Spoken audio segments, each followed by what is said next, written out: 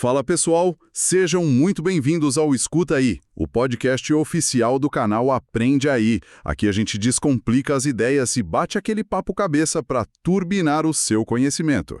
Puxa a cadeira, coloca o fone e bora começar. É isso aí.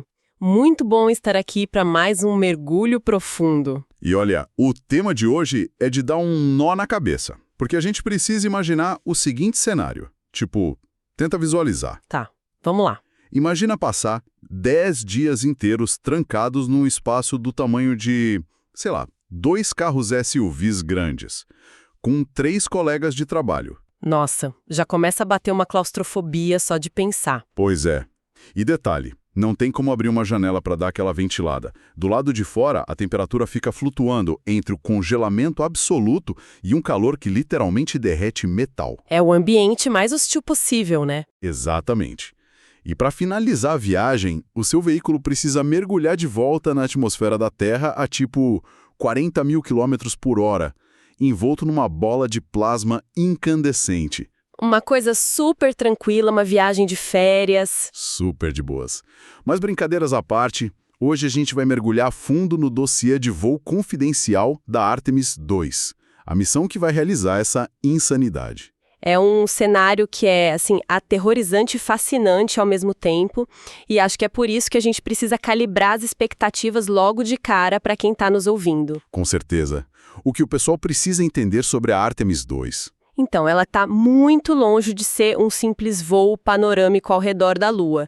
Sabe, não é turismo espacial de luxo de jeito nenhum. Não é só ir lá tirar umas fotos bonitas pro Instagram da agência espacial. Longe disso. A gente está falando do test drive definitivo. É um teste de estresse levado ao limite mais extremo que você possa imaginar. E qual que é o foco principal desse estresse todo? O objetivo primário aqui é validar as arquiteturas de hardware, automação de emergência e, acima de tudo, os sistemas de suporte à vida. A gente precisa provar que consegue manter humanos vivos no espaço profundo. Faz sentido.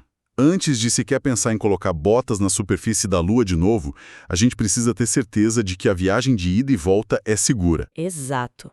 Porque já se passaram mais de 50 anos desde que a humanidade deixou a órbita baixa da Terra. A última vez foi com o Apollo 17, lá em 1972. É muito tempo.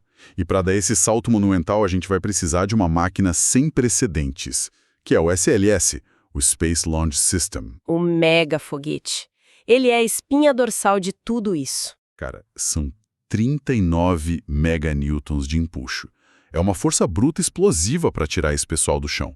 Mas, tipo, isso cria o nosso primeiro e maior pesadelo de engenharia, né? Sem dúvida. A questão é como isolar 4 corpos humanos frágeis de toda essa violência mecânica e acústica. Sim. E para quem já acompanha o setor espacial, a gente sabe que o core stage, o estágio principal desse foguete, usa hidrogênio e oxigênio líquidos. Os propelentes clássicos. Mas, lendo o dossiê, o que me impressionou de verdade não foi o combustível. Foi o que eles estão fazendo com os motores. Os motores RS-25. Quem conhece a história do espaço sabe que esses são literalmente os mesmos motores principais da era dos ônibus espaciais. Sério? Os mesmos motores de décadas atrás? Os mesmos, só que tem um grande detalhe. Para Artemis, eles não estão apenas sendo reaproveitados ou reciclados de boa. O que eles mudaram? Eles foram matematicamente redesenhados nos controladores deles e estão sendo submetidos a um perfil de voo muito mais agressivo. Eles vão operar a 109% da potência original nominal. 109%?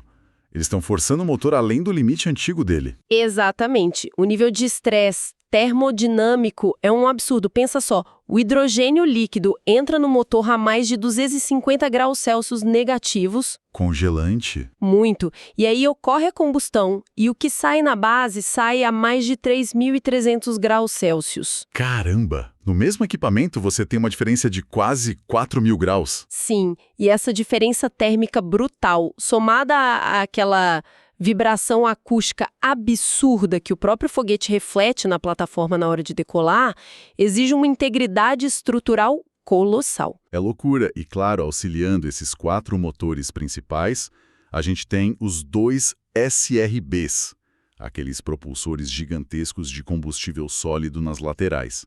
Aqueles brancos e altos? Sim. Eles têm 54 metros de altura cada um.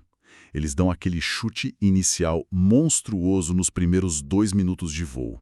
E tudo isso junto é o que vai injetar mais de 27 mil quilos de carga numa trajetória translunar. Beleza, vamos desempacotar isso aqui, porque o foguete em si é só o entregador dessa carga, certo? Exatamente, ele é o caminhão. A carga mesmo é a cápsula Orion. E a Orion viaja acoplada ao ESM, o European Service Module, o módulo de serviço europeu. O que me chamou a atenção no relatório é que esse ESM foi construído pela Airbus junto com a Agência Espacial Europeia. Isso mesmo, a ESA. Ele não é só uma peça extra. Ele abriga o motor principal próprio, controla a propulsão, gera energia com aqueles painéis solares gigantes e, principalmente, é ele que fornece a água e o oxigênio para a cápsula americana. Ele é basicamente a casa de máquinas da nave. Aí que está a minha dúvida. Com toda essa cooperação, tipo a NASA, a Agência do Canadá, a Europeia, a Japonesa, tudo se misturando, isso faz da Artemis uma espécie de Lego diplomático. A sobrevivência da tripulação nos Estados Unidos depende literalmente de uma peça fabricada na Europa. Olha, o que é fascinante aqui é que essa modularidade internacional passa muito longe de ser só um aceno político, sabe? Aquela coisa de diplomacia de fachada. É mais do que só tirar uma foto todo mundo junto apertando as mãos. Muito mais. Na verdade, é uma redundância de engenharia essencial para a sobrevivência no espaço profundo. Como assim? Historicamente, ali na Guerra Fria, as agências operavam em silos super protegidos, né? A NASA fazia tudo sozinha, os soviéticos faziam tudo sozinhos. Sim, era uma corrida. Cada um por si. Mas hoje, a complexidade tecnológica e os custos são tão astronômicos que compartilhar a responsabilidade mitiga o risco de pontos únicos de falha. Ah, entendi. Você divide a carga de trabalho com quem é bom naquilo. Exato. Pensa nisso em termos de especialização. Quando a gente tem os melhores engenheiros da Europa projetando o módulo de serviço e integrados aos especialistas dos Estados Unidos que fazem a cápsula, você cria um sistema inerentemente mais robusto. Então a sobrevivência parou de ser uma corrida nacionalista para virar um esforço global mesmo. Sim, é uma rede de segurança de inteligência distribuída. Sensacional. Bom, então a gente compreendeu a máquina, né? Um verdadeiro leviatã de metal, fogo e matemática. E muita cooperação. E muita cooperação, mas isso serve de ponte para a gente falar da parte mais vulnerável de toda essa equação. A biologia. As peças de carne e osso. Exato. Quem vai domar essa tecnologia toda? O dossiê apresenta a tripulação e é um grupo histórico. São 4 astronautas que carregam um peso gigante nas costas. A gente tem o Reid Wiseman como o comandante da missão. Um veterano super experiente. Na pilotagem, o Victor Glover, que vai ser a primeira pessoa negra a viajar além da órbita baixa da Terra. Um marco importantíssimo. Aí a gente tem a Christina Koch como especialista de missão, sendo a primeira mulher num voo lunar, e o Jeremy Hansen, da agência canadense, quebrando a barreira como o primeiro não-americano numa missão para a Lua. É um grupo incrível e, de certa forma, reflete a sociedade moderna muito bem. Sim, é muito representativo. Mas olha, aqui é onde a coisa fica realmente interessante, porque a convivência deles vai ser testada ao extremo. E como vai? A realidade física ali dentro é brutal. A gente brincou do tamanho de 2 SUVs, mas para dar um número exato para o pessoal, o volume habitável da Orion é de míseros 9 metros cúbicos. É minúsculo. 9 metros cúbicos para 4 adultos operarem por 10 dias ininterruptos. Eles precisam trabalhar, fazer experimentos complexos, dormir e se exercitar, porque se não exercitar, perde massa óssea, né? Isso, a microgravidade cobra um preço rápido do corpo. E tudo isso no mesmo ambiente selado. Imagina na era Apollo, com 3 astronautas. A tecnologia era analógica, o conforto não existia. O banheiro era literalmente uns sacos plásticos com fita adesiva colada no corpo. De vez em quando. Um pesadelo. Felizmente a Orion é bem diferente, né? Ela traz um banheiro moderno com um design de tanque ventilado a vácuo. Sim, elimina esse risco de acidentes desagradáveis em gravidade zero. Mas isso levanta um desafio de engenharia gigantesco. Qual o desafio? A questão termodinâmica do suporte à vida. Como você lida com o calor e a umidade gerados por 4 pessoas respirando e suando naquele espaço minúsculo? Não tinha pensado nisso. 4 pessoas suando sem parar. O corpo humano é um aquecedor biológico constante. A gente expele água pela respiração e pelo suor o tempo todo.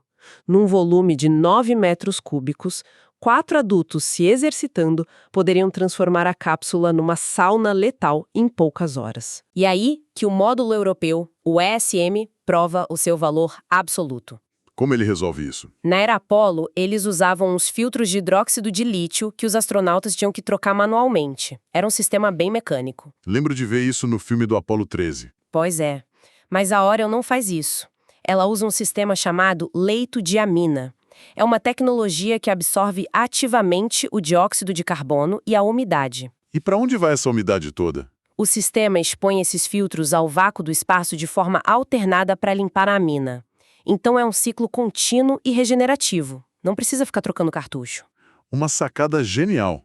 E o calor? Para o calor, existem loops de água que correm pelas paredes internas da cápsula. Essa água absorve o calor do ar e dos equipamentos e aí é bombeada para os radiadores do SM na parte de fora. Entendi. Aí esses radiadores pegam esse calor biológico e irradiam ele pro frio extremo do espaço profundo. Isso mesmo, eles literalmente jogam o calor humano para o zero absoluto. Pessoal, só uma pausa rapidinho aqui. Se vocês estão curtindo essa análise, por favor, compartilhem o canal e deem aquele like.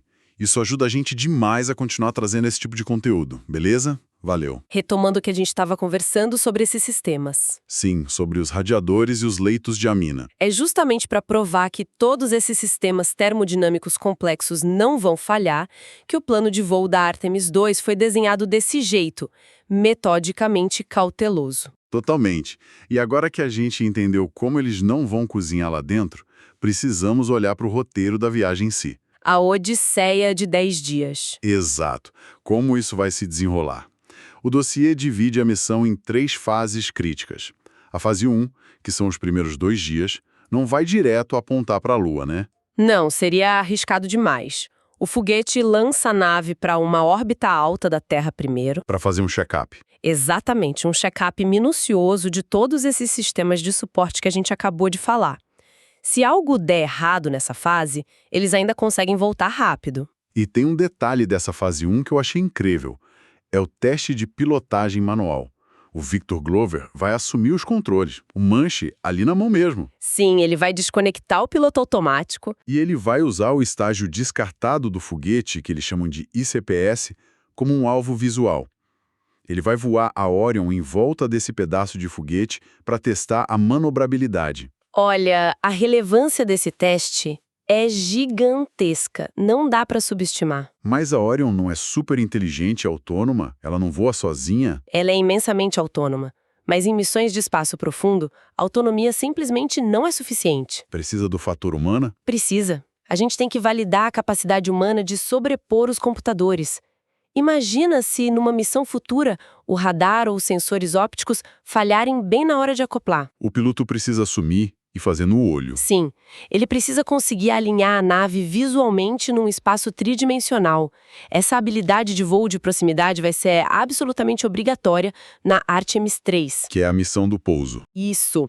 Na Artemis III, a Orion vai ter que atracar de forma impecável no módulo de pouso, que vai ser a Starship da SpaceX lá no meio do vácuo lunar. Se não testarem agora, não dá para fazer depois.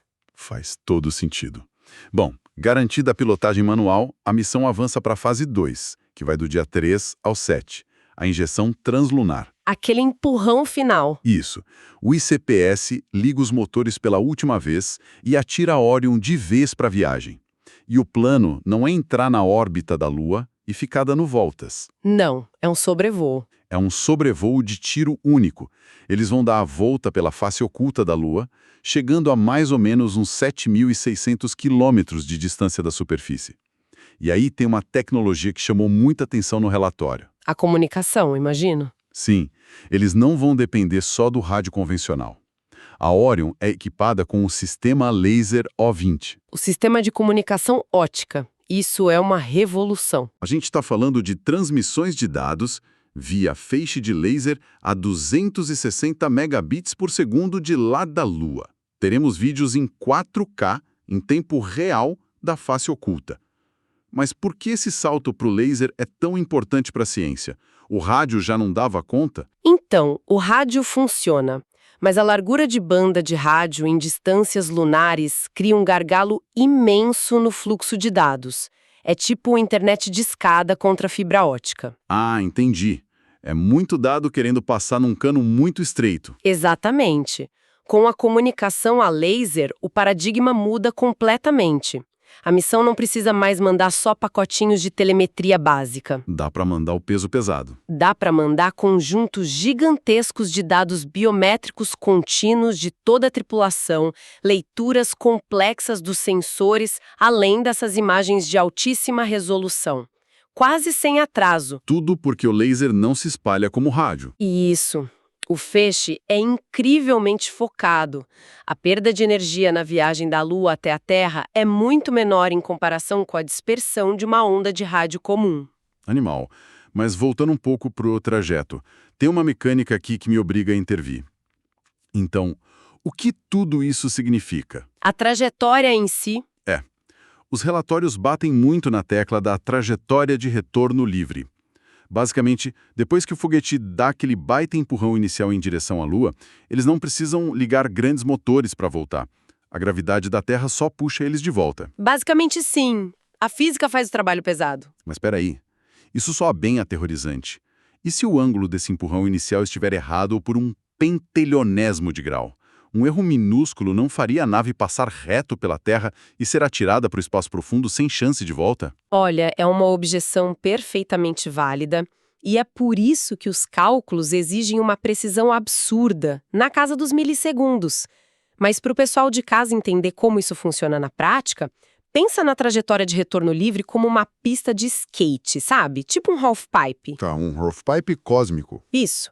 A nave desce pela rampa gravitacional da Terra e, com isso, ela ganha muita velocidade e momento. Tá, pegou embalo. Aí ela sobe a rampa gravitacional da Lua do outro lado.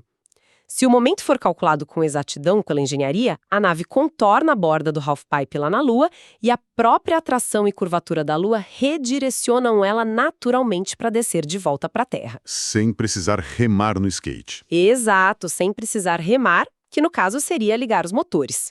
Foi exatamente essa mecânica matemática genial que salvou a tripulação da Apollo 13. Claro, quando o tanque de oxigênio deles explodiu. Sim, eles perderam toda a propulsão principal. Se não estivessem numa trajetória de retorno livre, não teriam como voltar. É uma rede de segurança passiva contra falhas de motor. A física te abraça e te traz de volta. Uma pista de skate cósmica. É uma imagem fantástica para visualizar o processo. Mas, como dizem, não existe almoço grátis, né? Com certeza não no espaço. Essa física tão elegante cobra o seu preço na fase 3, o retorno. A fase do splashdown, do mergulho no oceano, ali nos dias 8 a 10. A reentrada atmosférica é a parte mais violenta. Porque a gravidade que te trouxe de volta de graça também te acelera sem nenhuma piedade. Quando a cápsula atinge o topo da nossa atmosfera, a velocidade chega a 40 mil quilômetros por hora. É uma velocidade difícil até de conceber. E o atrito, ou melhor, a compressão do ar na frente da nave, gera um calor beirando os 3.000 graus Celsius. É um inferno de plasma. É como bater de frente com uma parede de ar. E o escudo térmico da Orion é a única coisa que fica entre os astronautas e uma incineração instantânea. Como que um material qualquer que seja consegue aguentar isso sem simplesmente derreter e levar a cápsula junto? A sacada aqui é muito contraintuitiva. O escudo térmico não tenta resistir ou bloquear o calor de uma forma estática, sabe? Tipo uma parede de tijolo contra o fogo. Então ele faz o quê? Ele funciona pelo princípio da ablação. O material ablativo que fica na base da cápsula é projetado justamente para queimar. Ele foi feito para se desintegrar. Pera, Ele queima de propósito? De propósito, camada por camada, de uma maneira extremamente controlada. E tem uma química linda nisso. À medida que esse material derrete e vaporiza, essa mudança do estado sólido para o gasoso consome uma quantidade absurda de energia térmica. A energia é gasta destruindo o escudo em vez de entrar na nave. Isso, e aí o vapor e o plasma superaquecido que se formam são empurrados para longe da cápsula pela própria corrente de ar em alta velocidade. Isso cria uma onda de choque que mantém aquele calor de 3.000 graus afastado do casco de titânio onde os astronautas estão. É química pura salvando vidas. Sim. Mas o grande desafio, o porquê de ser um teste de estresse tão severo, é garantir que essa queima ocorra de forma perfeitamente simétrica. Vindo a 40.000 por hora, se um lado do escudo queima uns centímetros mais rápido que o outro, O que acontece? a aerodinâmica vai toda para o espaço. A cápsula se desestabiliza e pode começar a capotar descontroladamente na atmosfera. E aí seria fatal. É um limiar muito assustador entre a vida e a morte. Mas beleza, se a ablação for perfeitinha e os paraquedas abrirem, eles vão pousar em segurança no Oceano Pacífico, ali pertinho de San Diego, para serem resgatados pela Marinha e pela NASA. O fim de uma jornada épica. Mas, mudando um pouco de engrenagem, a Artemis II não vai vazia, focada só na própria sobrevivência, né? Não, de forma alguma. A ciência pega carona. Isso. O foguete SLS é tão potente que ele atua como verdadeiro trem de carga. Ele leva os CubeSats, que são aqueles satélites pequenininhos do tamanho de caixas de sapato. Eles são ejetados antes do estágio ICPS se soltar de vez. E o mais legal é ver como isso democratiza a exploração espacial. Total. O dossiê cita parceiros do acordo Artemis. A Alemanha está mandando Tacheles para ver o impacto do espaço em eletrônicos. A Argentina entra com o Athenia para estudar radiação. E até a Arábia Saudita tem um satélite para monitorar o clima espacial e tempestades solares. Países que não têm um mega foguete próprio agora têm acesso ao espaço profundo. Mas tem um que me chamou mais a atenção. O satélite sul-coreano, o K-RAD Cube, ele vai simular como o tecido humano reage quando exposto à radiação no espaço profundo. Um experimento de altíssimo valor. Mas me bateu uma dúvida. Por que a gente ainda precisa testar isso? A gente tem a Estação Espacial Internacional lá em cima há décadas. Já não sabemos como a radiação afeta os humanos? A gente sabe muito sobre a radiação, mas na órbita baixa da Terra, que é onde a estação espacial fica. Tem diferença? Muita. Lá na órbita baixa, os astronautas ainda estão sob a proteção da magnetosfera do nosso planeta, as famosas faixas de Van Allen. É como um escudo invisível da Terra. Ah, então eles estão num porto seguro ainda. Relativamente seguro, sim. Mas no espaço profundo, a meio caminho da Lua, o ambiente muda. A radiação cósmica galáctica e as tempestades de partículas solares são de uma magnitude completamente diferente. É radiação pesada, altamente ionizante. O tipo que destrói células de verdade. Isso. E o Carry Cube é vital porque a gente precisa entender no detalhe como essas partículas de alta energia quebram e danificam o DNA dos tecidos biológicos em tempo real, sem a proteção da Terra. Se quisermos ir para Marte numa viagem de meses, as soluções de blindagem dependem desses dados exatos. A radiação é o maior inimigo invisível que a gente tem. Faz todo sentido. Mas falando nisso, em Marte, em pousos... Olha, eu vou dar uma de advogado do diabo aqui, usando a voz de quem está impaciente com toda essa tecnologia. Pode falar. Foguetes com um empuxo absurdo, comunicação a laser em 4K, engenharia química de ponta nos escudos. Não é meio frustrante gastar bilhões para apenas fazer um sobrevoo a 7.000 quilômetros de distância, olhar pela janelinha e voltar sem nem tocar na poeira lunar? Por que não tentar o pouso na superfície logo de cara? Eu entendo totalmente esse sentimento. É uma impaciência muito natural do ser humano.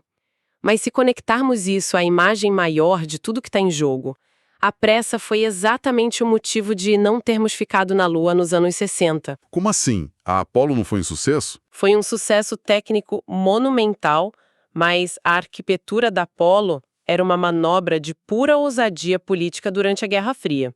Eles assumiram riscos gigantescos que eram insustentáveis a longo prazo, Assim que a corrida acabou, o orçamento sumiu. Ah, entendi. Foi lá, cravou a bandeira e pronto. Isso. A Artemis II não evita o pouso por um conservadorismo bobo ou por medo. Ela evita porque esse voo é um pré-requisito rigoroso de engenharia. A progressão lógica do programa é inegociável se a gente quiser se estabelecer no espaço. Então tem que ser passo a passo. Sim, a gente sai da Terra, faz a Artemis II para validar absolutamente todos os limites físicos, termodinâmica, escudo térmico, navegação óptica, tudo em voo. Somente com essa validação garantida, a gente dá o próximo passo com a Artemis III, que é o pouso real. Que vai usar uma nave totalmente nova para pousar, a Starship. Exatamente. E toda essa arquitetura é o que vai pavimentar a estrada segura para o nosso alvo definitivo, que é Marte. Tentar o pouso agora na Artemis II seria apostar vidas humanas num jogo de roleta com variáveis de suporte de vida que ainda não foram estressadas no vácuo de verdade com tecnologia do século XXI. Em outras palavras, é a diferença entre assumir um risco cego e irresponsável só para inflar o ego e executar um risco que foi calculado, testado e dominado pela ciência. A paciência é o que garante a sobrevivência e a presença contínua. E enquanto esses engenheiros todos estão focados em garantir a sobrevivência física, o dossiê levanta um último ponto que, cara, eu considero profundamente comovente. Acho que sei do que você está falando. O impacto além da engenharia. Exato. Tem um detalhe sobre essa missão que eu tenho certeza de que o nosso ouvinte vai se conectar, que é sair um pouco da ciência pura e fria e olhar para o sentimento. Impacto psicológico na sociedade humana, né? Isso. Tem um paralelo histórico muito forte nisso. Lá em 1968, na missão Apollo 8, a humanidade viu aquela fotografia famosa, o nascer da Terra, o Earthrise. Aquela foto da Terra subindo no horizonte cinza da Lua. Todo mundo já viu essa imagem em algum livro. Pois é, era uma imagem granulada, estática, mas mostrava nosso frágil planeta azul contrastando com aquela imensidão negra e morta. E aquela fotografia singular foi um dos maiores catalisadores do movimento ambientalista no mundo todo. Porque provou visualmente que estamos todos no mesmo barco. Todo mundo que você ama, todo mundo que você conhece está ali naquela bolinha azul flutuando no nada. Exatamente. É o nosso único porto seguro. E a grande reflexão que a Artemis II traz agora não é só tecnológica. Pensa bem, quando a tripulação ligar a transmissão ótica daquele sistema laser ouvinte... Nossa, não vai ser uma foto antiga, granulada. Não, nós vamos ter uma transmissão ao vivo, em vídeo, uma resolução 4K cristalina e brilhante da Terra inteira, girando lá no vazio absoluto do espaço. O que isso vai fazer com a cabeça das pessoas hoje? É a grande pergunta. Qual vai ser o efeito dessa visão tão visceral e hiperrealista sobre a psique da nossa geração? Uma geração que está hiperconectada o tempo todo, mas que ao mesmo tempo está tão dividida, ansiosa e polarizada. É o chamado efeito de visão geral, o Overview Effect. Isso mesmo. Só que dessa vez, esse efeito de visão geral vai ser transmitido em altíssima definição diretamente para a tela de cada smartphone do planeta. É bem possível que isso force a humanidade a dar um passo atrás e reavaliar de verdade as nossas fronteiras invisíveis e as nossas prioridades como espécie. Cara, que perspectiva sensacional. É uma daquelas coisas que a tecnologia entrega e que vai muito além dos fios e dos motores. Fica essa reflexão essencial para todo mundo que acompanhou a gente nesse mergulho profundo pela Artemis II. Foi um prazer enorme destrinchar esse dossiê com você e com quem está ouvindo a gente. E aí, curtiu o papo de hoje? Então, não deixa essa ideia morrer. Já esmaga esse botão de like, se inscreve no Aprende Aí e ativa o sininho para não perder nada. Vem aprender com a gente e até o próximo episódio.